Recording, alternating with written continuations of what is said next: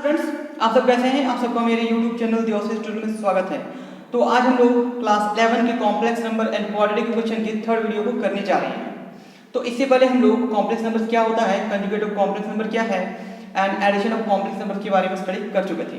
अब हम लोग आगे डिस्कस करेंगे multiplication of complex number. Yes, multiplication of complex number.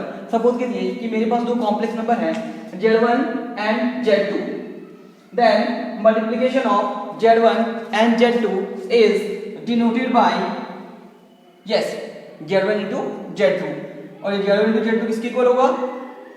A1 plus iota B1 into A2 plus iota B2। अब ये देखिए मल्टीप्लाई करेंगे तो क्या होगा? A1 A2 plus iota B2 plus iota B1 और ये हो जाएगा A2 plus iota B2। अब क्या होगा?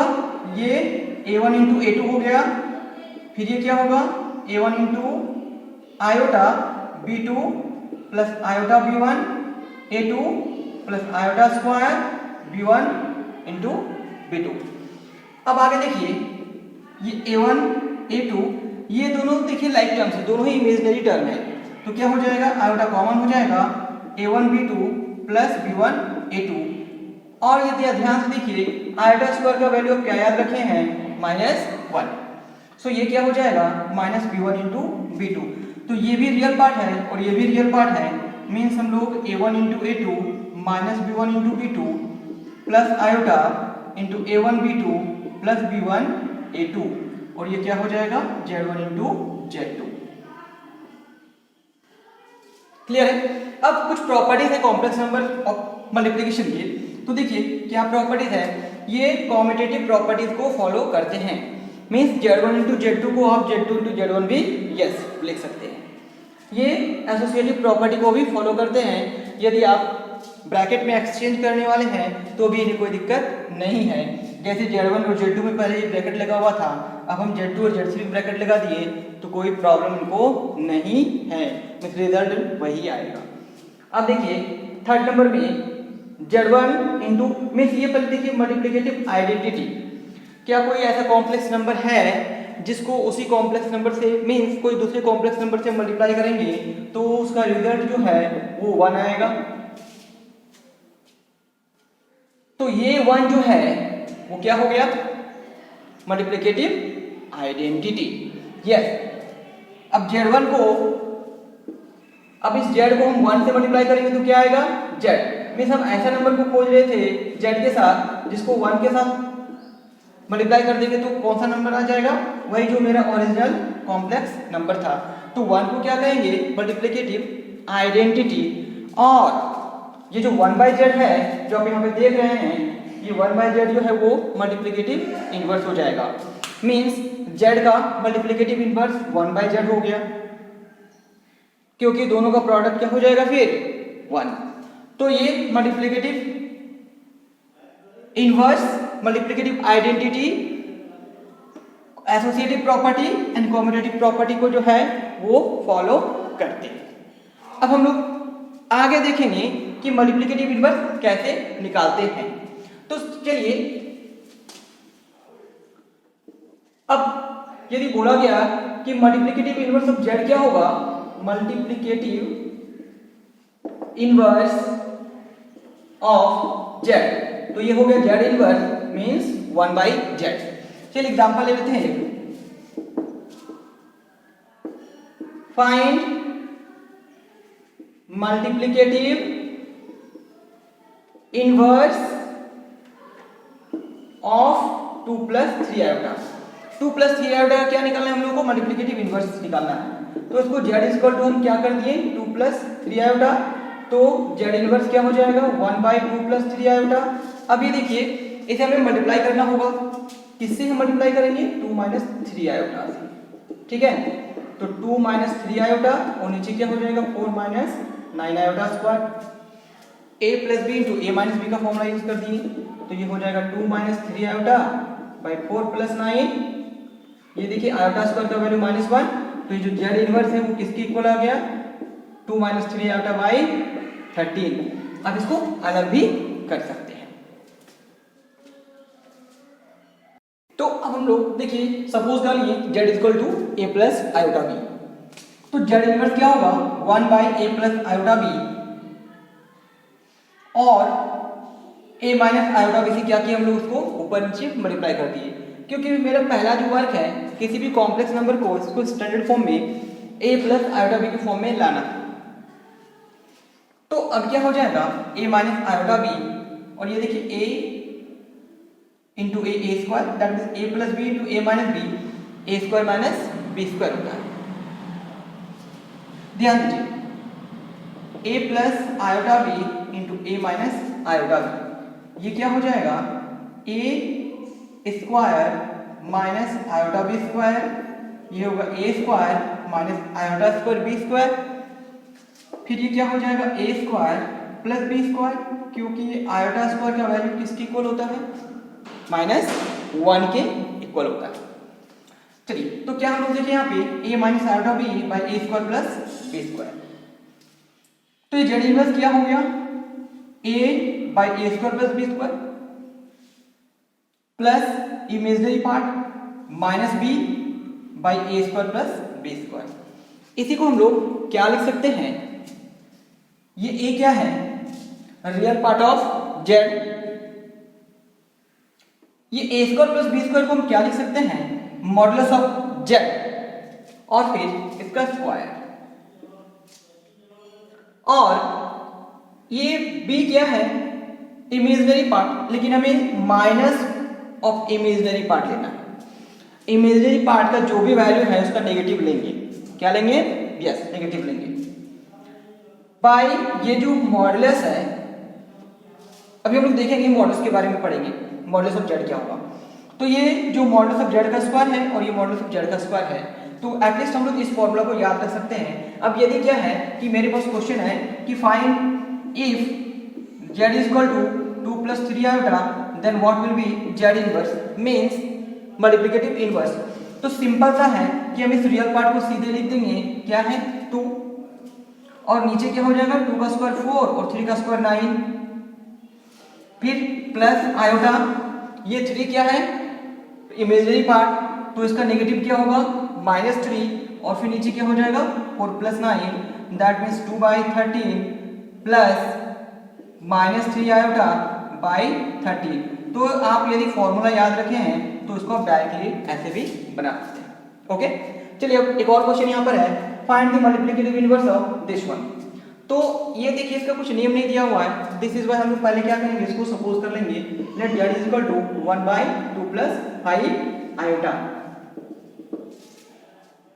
अब जब सपोज कर लिए क्या ये स्टैंडर्ड फॉर्म में है नहीं है, तो आप क्या करने वाले हैं यस 2 माइनस 5 आयोटा से इसको मल्टीप्लाई कर देंगे न्यूमरेटर में एज वेल एज डिनोमिनेटर में।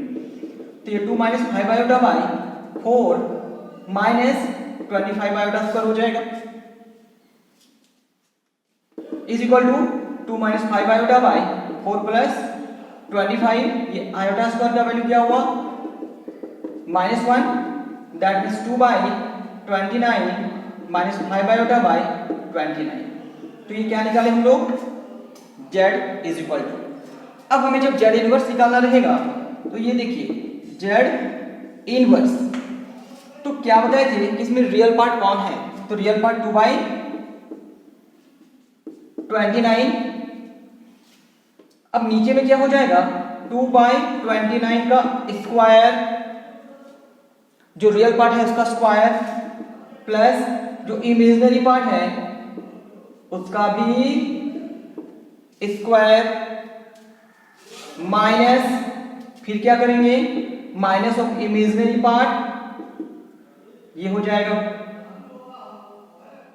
यहां पे प्लस होगा माइनस और फिर -5 बाई 29 और फिर नीचे क्या हो जाएगा यस 2 बाई 29 का स्क्वायर हो गया प्लस -5 बाई 29 का स्क्वायर। क्लियर है?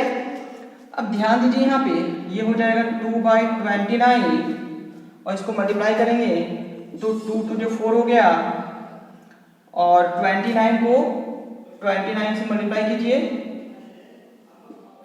58 हो गया 147 दैट मीन्स एक बार फिर से चेक कर लेते हैं। यस, यहाँ पे 800 होगा, 841, तो यहाँ पे हम क्या लिखेंगे 841, और सॉरी ये तो 25 ही रहेगा, यहाँ पे हो जाएगा 841, ये भी होगा 841, प्लस ये हो जाएगा 5/29/4/841 प्लस 25/841। क्लियर है? अब हम लोग क्या लिखेंगे यहाँ पे 2/29 और यहाँ पे 29/841 प्लस 5, देखिए क्या मिसिंग हो रहा है, आयोटा मिसिंग हो रहा है, 5/29/29/841। ध्यान दीजिए 841 जो है वो सबसे ऊपर चला जाएगा, तो आप इस 29 को इसके साथ भी कैंसिल कर सकते हैं, तो क्या बच जाएगा 2 + 5 आयोटा। अब हम लोग देखेंगे modulus of complex number. Yes, तो लेट जेड जो है वो एक कॉम्प्लेक्स नंबर है, तो मॉडुलस ऑफ जेड को हम लोग रिप्रेजेंट करते हैं, ये जो आप सिंबल देख रहे हैं इसको क्या रीड करते हैं, modulus of Z, modulus of Z, okay. And modulus of Z जो है वो किसके इक्वल होता है, √a² + b², √a² + b²। a क्या है, रियल पार्ट ऑफ जेड, उसके स्क्वायर, प्लस b क्या है, इमेजिनरी पार्ट ऑफ जेड के स्क्वायर, ओके। अब ये देखिए मेरे पास क्वेश्चन है find the modulus of 4 + 3 iota. तो सबसे पहले इस क्वेश्चन को सॉल्व करने के लिए करते हैं लेट z = 4 + 3 आयोटा। तो ये बताइए कि इसमें रियल पार्ट ऑफ जेड क्या है, दैट मीन्स a का वैल्यू क्या हो गया 4, यस, एंड b का वैल्यू क्या हो गया 3। तो अब ये बताइए जब हम इसका मॉडुलस निकालेंगे तो 4 का स्क्वायर हो जाएगा एज वेल एज 3 का स्क्वायर हो जाएगा, फिर अंडर रूट, दैट मीन्स ये हो गया 16 + 9 अंडर रूट, और ये हो जाएगा 25 अंडर रूट, मीन्स मॉडुलस कितना आ गया 5। यस, अब इस क्वेश्चन को ध्यान से देखिए, let r = 12 - 5 iota means 12 + -5 into iota. अब आप ये बताइए इसमें a का वैल्यू क्या हो जाएगा, सो a = 12, a 12 कैसे बताए थे, z जो है वो a + आयोटा b के फॉर्म में है। अब ये बताइए इसमें b का वैल्यू क्या हो गया -5, तो जब हम मॉडुलस ऑफ z निकालेंगे तो क्या होगा, ये 12 का स्क्वायर होगा प्लस -5 का स्क्वायर होगा, तो 12 का स्क्वायर आप कितना लिखेंगे 144, और -5 का स्क्वायर आप क्या लिखेंगे, यस 25, दैट मीन्स यहाँ पे ओवरऑल कितना हो गया, ओवरऑल 169। तो कौन सा ऐसा नंबर है जिसका स्क्वायर 169 होता है, यस 30। तो समझ गए मॉडुलस कैसे निकाल सकते हैं हम लोग। Properties of modulus of complex number, अभी हम लोग देख लिए कि कॉम्प्लेक्स नंबर का जो मॉडुलस है कैसे निकालेंगे, उसका कुछ प्रॉपर्टीज है। तो सपोज कर लीजिए कि मेरे पास 3 कॉम्प्लेक्स नंबर है, एक z है, z1 है, z2, ये क्या है कॉम्प्लेक्स नंबर है। तो देखिए आप z का मॉडुलस निकालिए या फिर z बार का मॉडुलस निकालिए या -z का मॉडुलस निकालिए, एक ही है। अब देखिए हम एक एग्जांपल ले लेते हैं, लेट z = 2 + 3 आयोटा, ठीक। अब ये बताइए तो z बार क्या हो जाएगा 2 - 3 आयोटा, और नेगेटिव ऑफ z क्या हो जाएगा -2 - 3 आयोटा। ध्यान दीजिए, तो जब हम इसका मॉडुलस निकालेंगे तो 2 का स्क्वायर 4 और 3 का स्क्वायर 9 मींस ओवरऑल 13 हो गया। अब इस z बार का जब मॉडुलस निकालेंगे तो 2 का स्क्वायर 4 और -3 का स्क्वायर 9, ये भी कितना आया √13। और जब यहां से हम निकालेंगे -z का मॉडुलस तो ये -2 का स्क्वायर 4 और फिर -3 का स्क्वायर 9। तो ध्यान दीजिए रिजल्ट क्या आया, यस इक्वल आया। अब देखिए यदि z और z बार को यदि हम मल्टीप्लाई करेंगे तो किसके इक्वल आएगा, मॉडुलस ऑफ z के स्क्वायर के इक्वल आएगा। चलिए इसी एग्जांपल को देख लेते हैं हम लोग, z एंड z बार, तो 2 + 3 आयोटा और 2 - 3 आयोटा, ये 4 - 9 आयोटा स्क्वायर मींस 4 + 9 मींस 13 आ गया। अब ध्यान दीजिए इस 13 को हम √13 का स्क्वायर लिख सकते हैं, और ये √13 है क्या, मॉडुलस ऑफ z उसका स्क्वायर हो गया। सेकंड प्रॉपर्टी समझ गए होंगे। अब आगे देखिए z1 × z2, दो कॉम्प्लेक्स नंबर के प्रोडक्ट का मॉडुलस निकालना है, तो क्या होगा, पहले कॉम्प्लेक्स नंबर का मॉडुलस इनटू दूसरे कॉम्प्लेक्स नंबर का मॉडुलस। सिमिलरली यदि डिवाइड होगा तो वो डिवाइड में भी सेपरेट हो जाएगा। ओके।